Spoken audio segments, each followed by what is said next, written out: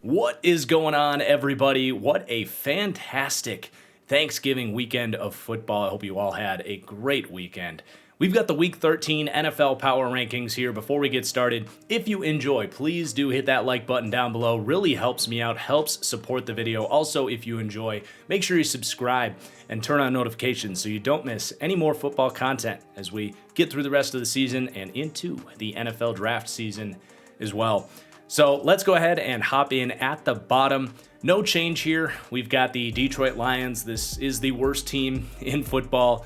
They came close to getting a win this week. Dan Campbell looking for that elusive first win, but Andy Dalton, too much to handle for this team. And then we've got the Houston Texans staying put at 31. Glad I did rank them below the New York Jets. The Texans falling victim to a Zach Wilson comeback here. But let's be honest, these are bottom-feeding teams. And then a little bit of a change here at the bottom is the Jaguars are going to stay put at number 29, but I am going to drop them into that garbage tier of NFL teams.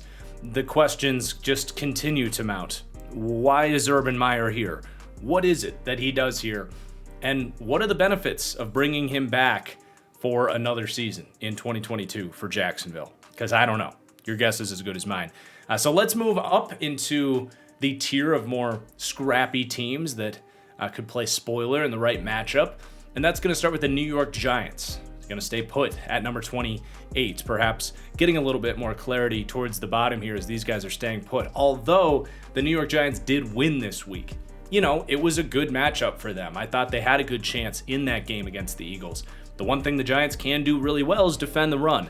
Against most teams, that's not going to be a great best strength to have, if that makes sense. Got to remember, football is a game of matchups. But in this game against the Eagles, they stopped the Eagles' run game and forced Jalen Hurts to beat them through the air. He wasn't able to do it. But it's not like the offense opened up with Freddie Kitchens and Daniel Jones is amazing all of a sudden. I don't think a whole lot has changed for the Giants, but congrats on a win without Jason Garrett.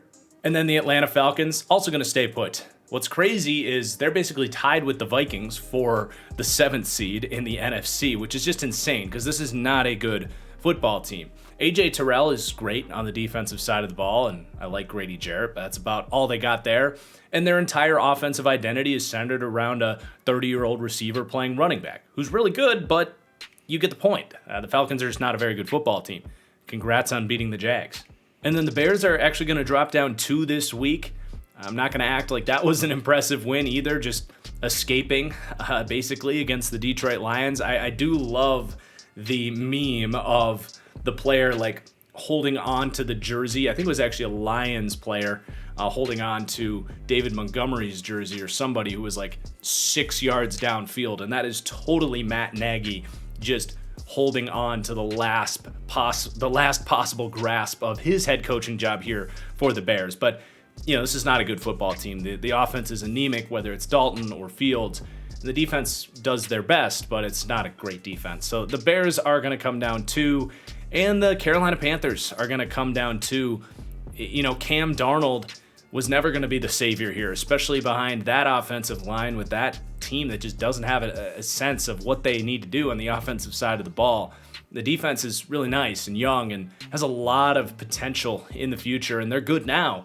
Phil Hoskins had a great sack this week, just another young piece for that defense. But this team is just not ready this year, and another tough loss this week against the Dolphins. Then the Washington football team, they play on Monday Night Football, so make sure you guys come back for the podcast on Wednesday. If they win, this could get interesting here because that 7 seed is so up for grabs. Be crazy if they snuck into the playoffs again this year. I don't necessarily expect that, but again, come back on Wednesday for the podcast. We will react to Monday Night Football. I personally think Seattle wins, but we'll see there. And then the New Orleans Saints are going to drop down 3. I mean, there's only so much you can do when you have a backup or backups playing at every position group. O-line, quarterback, running back. They really miss Alvin Kamara. Receiver, they've been playing with backups all season. So it is a tip of the cap to Sean Payton for having this team be competitive as long as they were, but just outmatched against the Buffalo Bills on Thursday night. And their dissension continues to follow after that really Jameis Winston injury. Then the Philadelphia Eagles going to come down 3 spots, slowing down a little bit, finding a team that could stop the run. When you can stop the run and force Jalen Hurts to beat you with his arm, you can get this. I mean, he is far from a prolific, established passer, and this was an ugly performance from him. I will say, I know Eagles fans going to be a little disappointed because the playoff hype was starting to build, and it's still possible, don't get me wrong, but I do think it's best long-term that they see enough bad from Jalen Hurts, as weird as that sounds, so that they do invest something in quarterback besides Hurts. You know, Hurts can still take that job long-term. His development has been remarkable, checking boxes along the way, but clearly he still has such a long way to go. Seeing this come out with about a month left of the season might not be the worst thing for the Eagles, because then they might go pluck a quarterback in the first round to kind of develop next to Hurts. So if you want a saving grace after a tough week, that's what I've got for you, Eagles fans. And then the Seahawks are going to stay put at 21. Big game for them. I do expect them to win against Washington, but if they lose this one, they are officially one of the worst teams in football, and they will be dropping. Then we have the Miami Dolphins, +6 this week, really benefiting from some lackluster performances from some of these other teams, but also credit to them getting back to more of the team I viewed out of them coming into this season. Defense getting back to playing really good football. Tua doing a much better job, limiting turnovers, letting Jalen Waddle and some of these other playmakers do their thing. I had the Dolphins ranked 20th coming into the year. They're back at 20, so things are evening out a little bit there. But I'm still not going to jump them up a tier or take them seriously in the AFC or anything like that. But credit to Brian Flores for getting these guys back on track. And, Tua looks like an NFL quarterback as of right now, which is more than you could have said about 6 weeks ago. So then we have a tier gap up, and now we're going from scrappy spoilers to like playoff hopefuls. But everyone in this next tier, I just have a really hard time seeing winning the actual Super Bowl if they did get into the playoffs. But this is an interesting group because the AFC especially is just so crowded right now. So actually the Cleveland Browns at the bottom of this tier, they are in a rut. Baker Mayfield is in a rut. I still really like that defense, but the lack of a number one receiver clearly hurting them.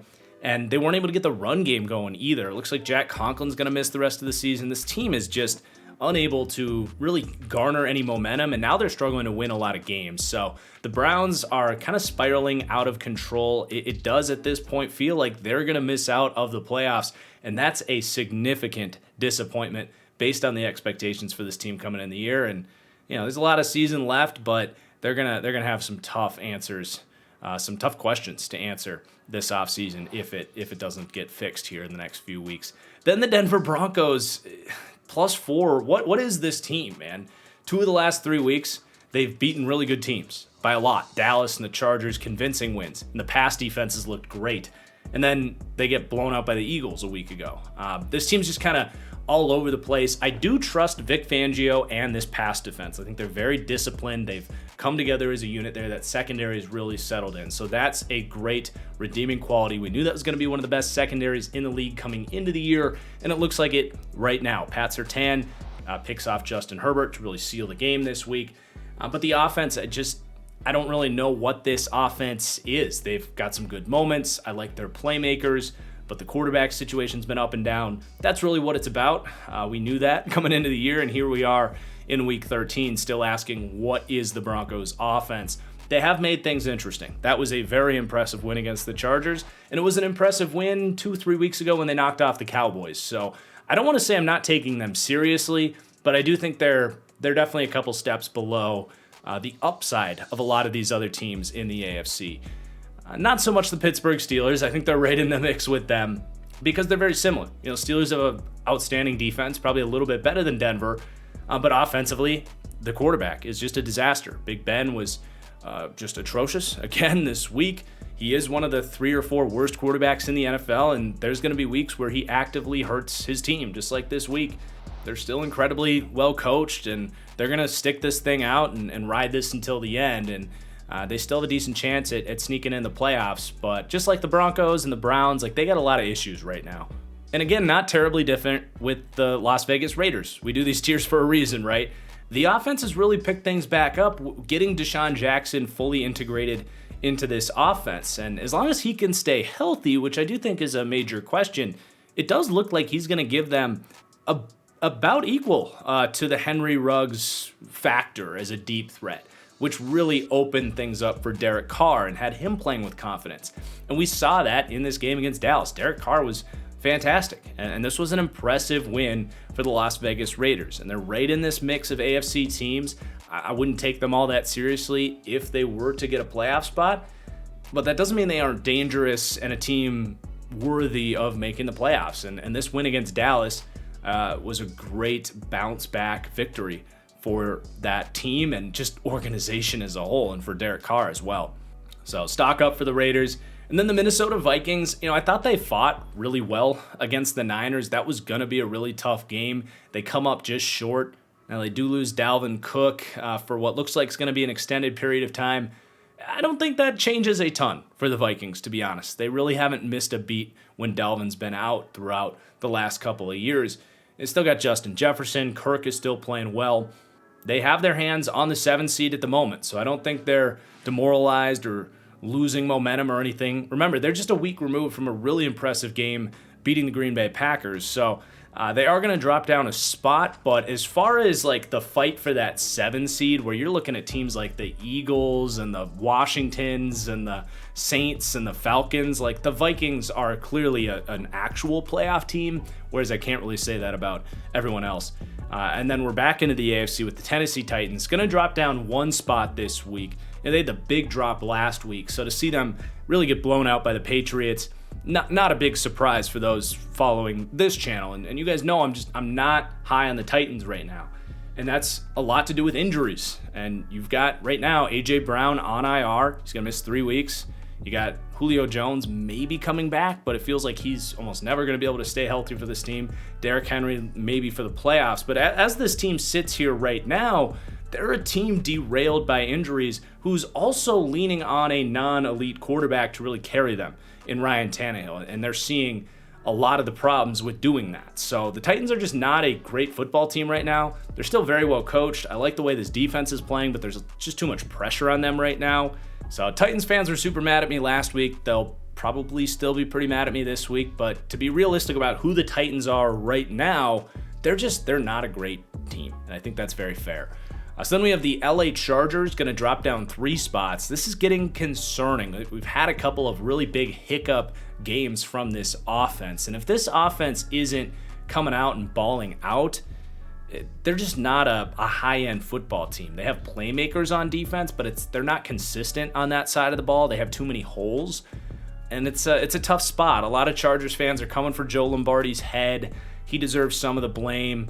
I think it's worth taking a deeper look into Justin Herbert, something I definitely want to do over the next few days and see kind of what's going on. Like, why has he been so inconsistent over the last 4 or 5 weeks? And what does this mean for this team's season now and future? They're kind of in a weird spot where they're incredibly matchup dependent and inconsistent with how they play on a week-to-week basis. They're kind of a frustrating team right now. Really disappointing loss to the Denver Broncos this week. But then one of the hottest teams and highest risers over the last few weeks, the San Francisco 49ers, coming in at number 12. All of the should the Niners fire Kyle Shanahan questions have left the house, gone to the dump, and been incinerated. I mean, goodbye to that narrative. Kyle Shanahan is back. He's just moving all these pieces around, this positionless offense with Elijah Mitchell playing tight end, Debo playing running back, tight end, Kittle, and all the different places he can go, Juszczyk, and the way he moves. He's so creative, such an active and effective run game that just confuses the heck out of defenses. Defense has their issues, and Jimmy Garoppolo can be limited, but not can be. He is limited, let's be honest, but he's playing well right now. They're far from a perfect team, and they're not where they want to be 2-3 years from now quite yet, but it has been really fun to see Kyle Shanahan just take the reins back as the best play caller in the NFL, because I was sad to say a few weeks ago that I thought he had maybe lost it a little bit, but nope, he's adjusted, he's back, and the Niners are benefiting from it. They got to get Debo healthy, though. I know he's dealing with a groin injury. That would be a big hit to their offense because Debo is one of the 2 or 3 best playmakers in the NFL right now, being deployed at just a brilliant level by Kyle Shanahan. So lots of love for the Niners this week, and then the Indianapolis Colts going to stay put. Frankly, I thought they would lose by more than they did, and honestly, a lot of bad breaks in this one that this easily could have gone towards the Colts way in this one. So I'm not going to drop them. I will keep them put here at 11. The reason I say I thought they would lose by more is I thought they really matched up poorly with the Bucs. I thought their kind of zone-heavy approach on defense would be something Tom Brady would really attack, but no, they got after Brady and forced some mistakes and played it good on the defensive side of the ball, and I thought they would struggle to run the ball against that Bucs front, and they got it going later in that game. So they're a very solid, good football team. No one wants to play the Colts right now. I've really enjoyed watching them on Hard Knocks. You can just tell the culture is just so elite there. Frank Reich dialing up some really creative play calls in the red zone here to get some big touchdowns down in that area, which is always so tough to score in. Just such a well-run organization. They're a few pieces away from climbing up a tier, which ultimately is what you hope from them. But staying put at 11 in about as good of a loss as you could ask for against the defending world champions. But we are going to have a tier gap up into teams that I can now actually picture winning the Super Bowl. And believe it or not, the Cincinnati Bengals are into that tier now. Now, a large part of that is the AFC just isn't as good. So, if the Bengals were in the NFC, I don't know if I would see it that way. And I don't know if that's a twisted way of putting them into this top tier. But why not the Bengals? They just murdered the Pittsburgh Steelers. Joe Burrow's playing lights out. They're running the ball super well. This defense flies around. They have playmakers that can make plays. And they're just on a roll right now. And in the AFC, why can't they beat 2 or 3 of these teams and get into the Super Bowl? I can't think of a good reason. So a huge win for the Bengals. They've looked really good the last few weeks since the bye. So Houday Nation into the top 10. Then the Baltimore Ravens going to stay put at number 9. This has been a good spot for them for weeks now. This is a interesting football team where I do really got to respect the way that they stopped the run against Cleveland. It was a reminder to me of why I picked Baltimore. It was because I trusted them to stop them up front, and the Ravens, just culture-wise, it's what they do. You just don't run on the Baltimore Ravens, and it was another great performance by a group that doesn't have ultra superstars. They play so good up front. That's the primary reason I think they were able to hold on in this game, and then they just let Lamar do his thing in the second half and make enough plays for them to win. They clearly are a flawed team. Offensively, they got flaws. Defensively, against better passing teams, they've shown some flaws as well. But just another great win for the Ravens. Not enough to jump up above some of these other teams for me, but definitely still in the Super Bowl tier. Then the New England Patriots, gonna keep them put at 8. Obviously an impressive win against the Titans, but given how I feel about the Titans right now, not really surprised to see them kind of steamroll them. But Mac Jones just so not a rookie. He had I think it was his first touchdown of the game. Titans bring the blitz. He's composed. Before Kendrick Bourne even starts his break to the corner, he just drops it into a bucket in the back corner for a touchdown. He was really good throughout the game. The Patriots defense is just flying around. Belichick having the time of his life with all these new pieces. Patriots are super impressive. They're one of the best teams in the AFC, and they're going to have an opportunity here to take this division from the Buffalo Bills and to jump above them. They're not going to do that quite yet. But honestly, gun to my head, I think that might be what we see, especially after that Trey Davis-White injury. But I don't think that's warranted quite yet to be reflected in the power rankings. And then we have the LA Rams going to drop down 4. This is about Matthew Stafford, who has now played 3 really bad football games in a row. He has genuinely been a bottom 10 quarterback over that time. Bad mistakes, the accuracy just off. And you pair those two things together and you're going to get a quarterback that's really struggling and playing at that level. The rest of this team has the talent. I think Sean McVay is the type of coach that can get this, put the puzzle pieces back together. You got Von Miller and Odell Beckham kind of not making the best impact. Obviously, Odell had the big touchdown this week, which was great to see. But other than that, not really a factor since he's come to the Rams. So they've got a lot to figure out. The talent's there. I'm not out on the Rams yet, but I am going to drop them a tier here because they, like a lot of these teams, have flaws, very clear flaws. The defense is non-elite. And when you have an offense that doesn't have it all together and is making a ton of mistakes and a quarterback that is spraying throws every other drive, that's a recipe to, let's just say, not be super consistent. Then we have the Buffalo Bills. Definitely an impressive win, man. They put it together. I loved what they were doing in the screen game and Josh Allen in the run game against the Saints. The Bills defense, granted against a bunch of backups for the Saints, playing really good football. I like what we're seeing actually from Mario Addison this season. He's stood out to me. Ed Oliver up front playing well. Now, unfortunately, they do lose Tre'Davious White. And what does that do to this defense long term that doesn't have a lot of corner depth, by the way? It's like the one piece you didn't want to lose up there because they got depth everywhere else, not at really in the secondary in general. So we'll see what that means for this defense that for the majority of the season has been really good.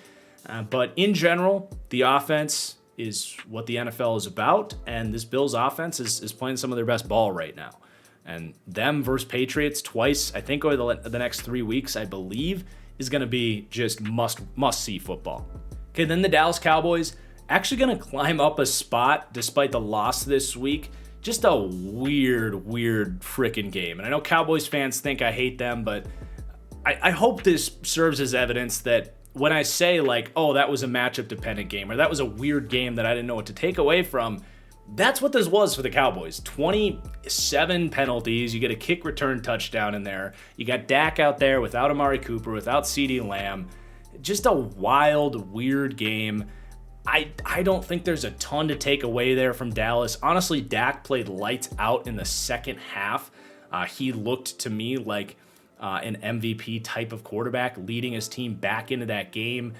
Sure, he was a little bit behind in overtime that led to an incompletion and a punt and then the penalty that ended up losing them the game. But ultimately, I'm not like super disappointed in Dallas or anything. It was just a weird game. It felt like their defense was fine, but they just kept getting flagged for everything that I don't know is sustainable.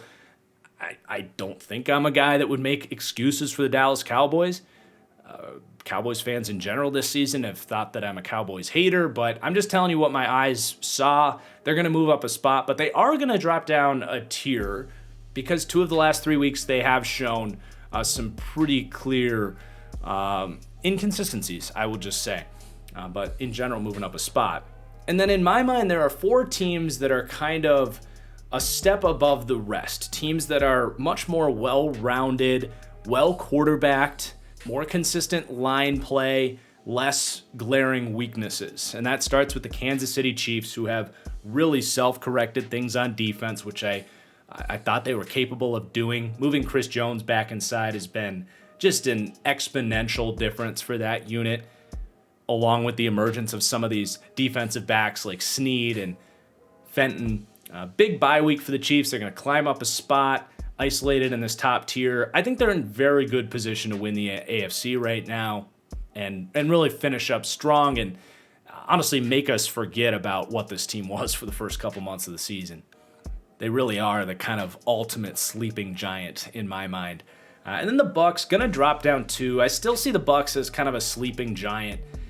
It kind of feels like they lost this game, kind of like the inverse of the Cowboys. Like they kind of got a lot of breaks in this game. 4 uncharacteristic turnovers by the Colts. I will say Antoine Winfield.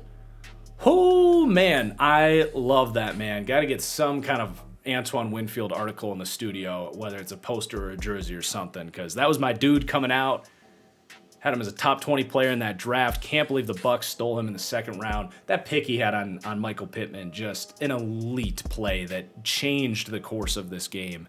But on the flip side, the offense is not playing well. Really over the last month, Brady has not been sharp. He's got all these miscues with the receivers. It feels like there's so many plays in every game where it's like the announcer saying, oh, he's not on the same page with his receiver there. That's not Brady's fault. And while there's some truth to that, when you lean on so many of these timing routes and option routes and Brady leaning on the receivers seeing the game at the same way that he sees the game, even with a guy like Mike Evans, it's just really difficult to have that level chemistry, whoever you are, when Brady is like 2 steps ahead of everybody on the field. So they have some broken elements with this offense. I think that is where you're really missing Antonio Brown, because not only is he a great athlete, a great route runner, but he's a guy that can see defenses the same way Brady sees it. So I do think getting Brown back at some point would be huge for them. But obviously they are a very complete football team that can beat you in a million different ways. If they can continue to get healthy, I do think they have the best roster in the NFL. So I do still see them in the top tier, but it wasn't an uninspiring win from them. I thought they would come out and look much more sharp, and they frankly were a little lucky to get out of there with a win. Then the Arizona Cardinals on bye this week. They have a great opportunity to come out and take the number 1 spot. For me, this is literally just about, I need to see Kyler Murray healthy and playing back at the level he was at the start of the season, because this injury is getting weird. It feels like every week it's like, oh, he's going to play, and then he doesn't play. They've played well with Colt McCoy, but I'm not going to rank them ahead of the Green Bay Packers until I see Kyler out there balling out, getting this team back to that elite level play. I love their roster. I think they're super complete. I think they've shown to be a better coach team than we realized, pulling out 2 out of 3 wins with Colt McCoy. But it's time after the bye week that we get Kyler back and can start to think about the deep playoff run aspirations of the Arizona Cardinals.